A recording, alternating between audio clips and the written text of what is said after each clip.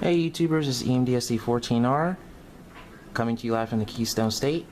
This is a project update video on my Piko ICE3 train. It's been some time since I've shown a video of this train, and in the videos that I uploaded previously, I was having some severe problems with one of the end cars. They actually kept shorting out the entire consist. And normally I would have the problem of even starting the train, but now I've actually fixed that problem, and I'll show you why. But let me just show you real quick. The controller is on, but the throttle is at 0 right now. But let me show you. I can start the train instantly, and I can actually run the train at a moderately slow speed too. And sometimes when I was running her slow in those past videos, she was kind of like jerky. Let me show you why. This is the end car that I've been having the problems with. Now the red taillights work on it, but the headlights don't work. That's not really a big deal for me. But the problem was with this train is that it kept shorting out the rest of my consist. Let me show you. This is what one of the couplers look like. And the thing is, these cars are the only cars on the entire train that pick up power. None of the intermediate cars pick up power except for the buffet car, which has the motor in it, but everybody else is virtually a dummy. So it basically uses these connector pins to complete the circuit. Now the problem I was having with this car was it was shorting out, and I looked at the wheels of this car, and there was corrosion on the inside surface of the wheels. On all four wheels there was corrosion on the inside. And actually when I took the trucks apart, which is very simple, you just take your flathead screwdriver, there's tabs here and tabs there, nothing to worry about. I took them apart and I found out that the copper tabs were also worn on some of the trucks here. They were a bit worn, which shouldn't be, because it's supposed to be a brand new set. But what I did is I took the wheels off of this car here and switched them onto the end car here. And what I also did is I re-bent the tabs so they actually have a tighter, they're actually tighter against the inside of the wheel, and it actually works now. So basically I just swapped the wheels on the cars and it works now. That's what it sounds like. This has been the problematic end car for me in this set, but I really not being picky about it. I really like it. It's actually easy to couple up together too. If you actually know how to do it correctly, you can actually couple it up without having a big issue. And it actually goes together pretty easily too. A lot easier than it was before. I think once you get down to actually coupling and uncoupling this train, it really isn't that bad how they designed the couplers. So, you know, when I was first complaining about it a little bit, it's because I really didn't know how to do it. Now, the reason why, now you're probably saying, okay, I took the good wheels off of this car and put them on this car, so that car is bad. No. That's not what I did. That's not what I'm saying at all. Because technically speaking, even though there's corrosion on the inside of the wheel, and let me show you right now, because you know, I don't know if you guys can really see that, but if you see that ring there, there's corrosion all around the inside of that ring right there, like right there. I don't know if you guys can see it. Let me see if I can point. Let me see if I can put the camera here and then show you.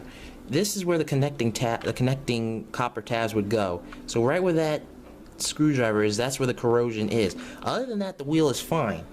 And all I did basically, I just swapped the wheels off of this car and put them on this car. Now I'll be honest, at first I didn't think that was the problem. I thought there was a short in one of the intermediate coaches where the connecting tabs were. So what I did is I took this, I was taking the cars off the train, I was taking the shells off and seeing which cars were the problem, and I kept getting all the same problems. So then I actually said, maybe this is the problem car, and sure enough it was. Actually, and now that I got it fixed, the set works great. It starts up instantly, and I can even get the train to creep. See, in my other videos, if I was trying to get the train to creep to slow, it'd be very, very jerky. But it's not jerky anymore. It's not jerky anymore. That's the car that has the motor right there. Now, I actually have been trying to find another first-class coach without the pantograph, because on the 8-car train, there's only 2 cars on the train that actually have pantographs.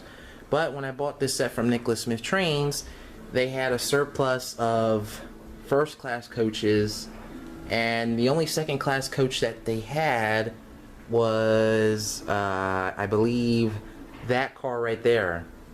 This one right here.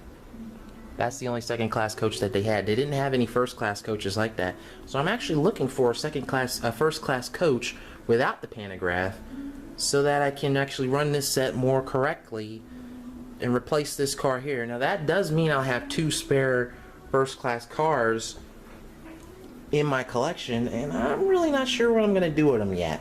I'm not really sure. I might find another Piko ICE3 set. I might buy 2 more Piko ICE3 sets and just, you know, roll with it. I'm not really sure yet, but if you do have a short in one of your power cars, check to see if there's corrosion on the wheels, on the inside of the wheels where the contact tabs are, and just, if you have another car in the train like this, just swap out the wheels, because if you can see, there's the wheels on these cars, on the intermediate cars, don't collect any power.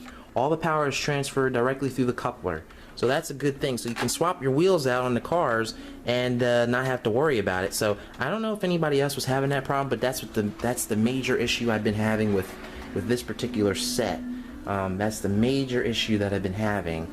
And you know, I tinkered around with it, tested it out a few times, and I finally got the setup the way I want it. Matter of fact, let me just do this for the fun of it. It'll go in both directions instantly. As in the last videos that I took a while ago, I couldn't switch directions with this train without it not even moving and without even giving it a push.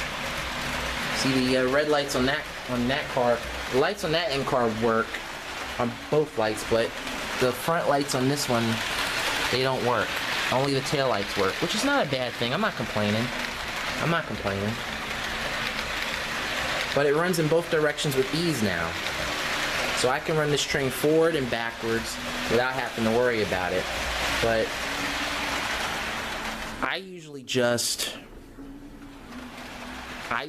run it this way, because that's the end car that has the lights on it, and that's what I usually run it. That's the way I usually run it. So, you know, I just wanted to, you know, give you guys that quick little intro with it running, you know, so you guys could see the front headlights and then the rear tail lights. And then I wanted to share and tell you guys, if you guys have had those issues with your Piko ICE3 set, that's one way you can actually fix that problem. I think they actually can give you, I think you can buy new copper contact tabs for them, I think. I'm not really sure yet though, but hopefully I don't have to buy them. But all the pantographs are fully functional. And I actually out of curiosity, when I had the shell off this car, I actually took the pantograph off to examine it in greater detail. And I think I might actually have to buy a couple of these, because I have a couple of electric locomotive projects going on that would look cool with this pantograph on it. I'm not really sure yet though, but I think it would be probably one of the easier ones to do. I'm not sure how much they go for, but I would have to find that out. But I really do like them. They're really nice. It's a great train, and I hope you guys enjoyed me sharing this video. You know, this tips and updates on the ICE3 from Piko.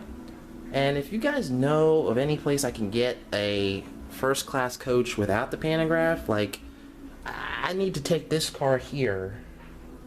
No, I need to take this car out of the train, this car, and replace it with a car that looks like this but instead of it saying instead of it being a second class like this car, it's a first class car. So yeah, so then that way I can have the set prototypically correct. When I first got the set, I really didn't care about it like that, because, you know, I just wanted it. I just wanted the set. I just wanted it because it was the only one in the store anyway, and I said, you know, it'd be kind of silly for me to buy some of the cars and not buy all of the cars. So I just went ahead and snatched up all the cars that they had, and that's all they had. So yeah, so I just wanted to share that with you guys, and I hope you enjoyed this tips video. Alright, so you guys be cool, God bless, and more HO Train videos from Wells River Video Productions. Bye y'all.